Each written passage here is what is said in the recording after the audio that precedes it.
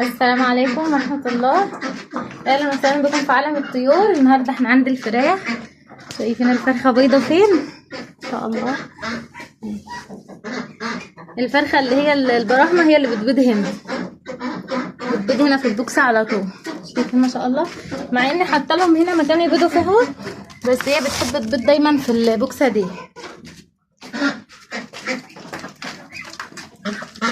شايفين بقى ما شاء الله. انا حاطه لهم النهارده، انا حاطه لهم الاكل بتاع الطيور بتاع البيت، بواقي الاكل. شايفين ما شاء الله.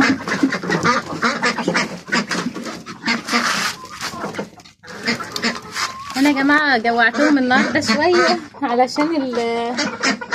عشان يرضوا ياكلوا الاكل بتاع البيت، لان انا معوداهم على الخلطه اللي هي العيش مبلول على علف على رده على دش، اللي هي الدشيشه الناعمه دي، وبابل كل ده لهم بميه وبحطه قدام.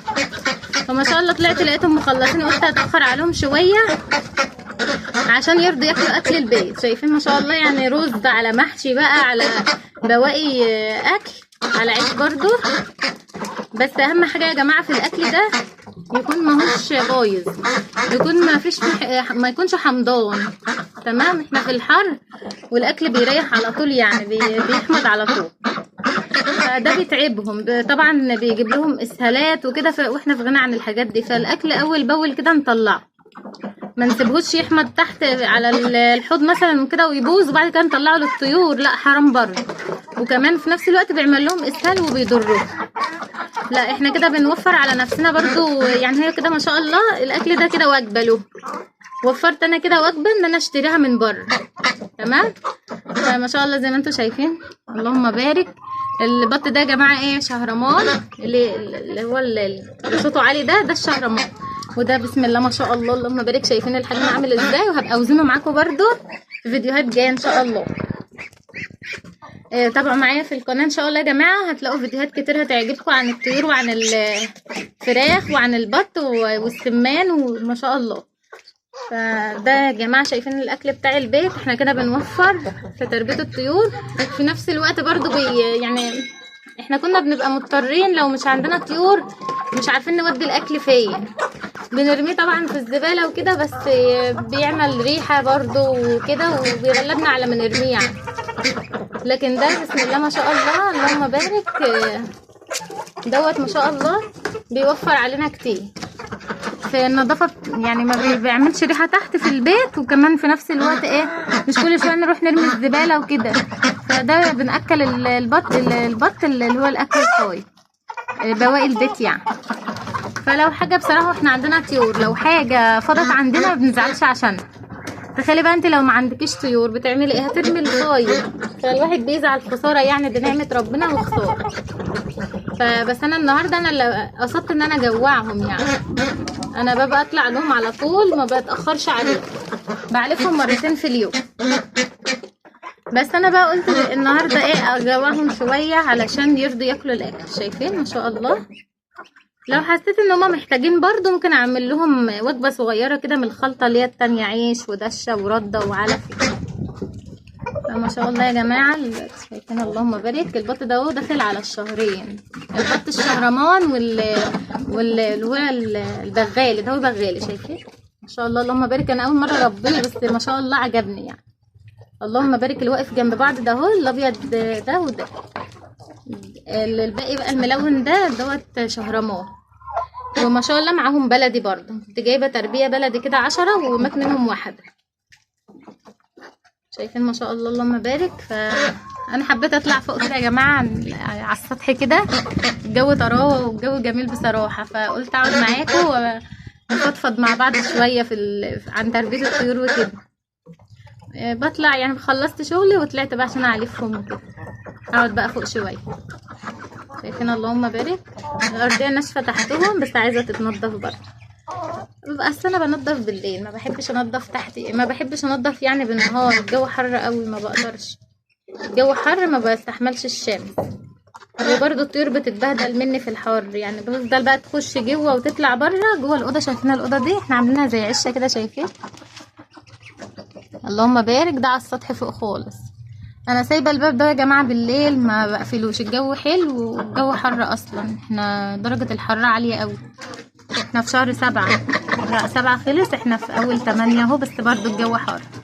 فانا فاتحه لهم الباب ده، بيخشوا ويطلعوا براحتهم بالليل بقى، بالنهار براحتهم. ما بقفلش عليهم خالص. الاوضه دي ما بقفلهاش. في الشتاء بقى ان شاء الله نبقى نقفلها، بس هنكون باذن الله دبحناهم يعني. شايفين ما شاء الله. انا عايزاكم تتابعوني يا جماعه، تعملوا لي لايكات وتعملوا لي تعليقات على القناه عشان القناه تكبر بيكم ان شاء الله. شايفين ما شاء الله، اللهم بارك. الديك ده اللي هو الهندي، شايفين ما شاء الله، اللهم بارك. شايفين يا جماعه ما شاء الله. الفراخ بقى الفراخ ده كانت جوه، ما كانتش بتطلع مع البط خالص، كانت جوه على طول، بس اتجرأت بقى انها تطلع بره. فكده احسن لهم الجو طراوه بره، مع ان هم فاتحين بقهم ازاي مش قادرين من الحر يعني، الجو حر موت. فالله يكون في عونهم يعني. شايفين ما شاء الله.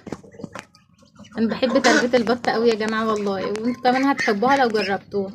شايفين يعني الاكل ده لو كان فضل عندي تحت طبعا كنت هحتار ارميه فين، وكان يعني مشكله بقى على ما لسه هعبي واطلع بره ارمي وكده. لا انا ما شاء الله طلعت الحله بحالها، حطيتها لهم هيخلصوها باذن الله.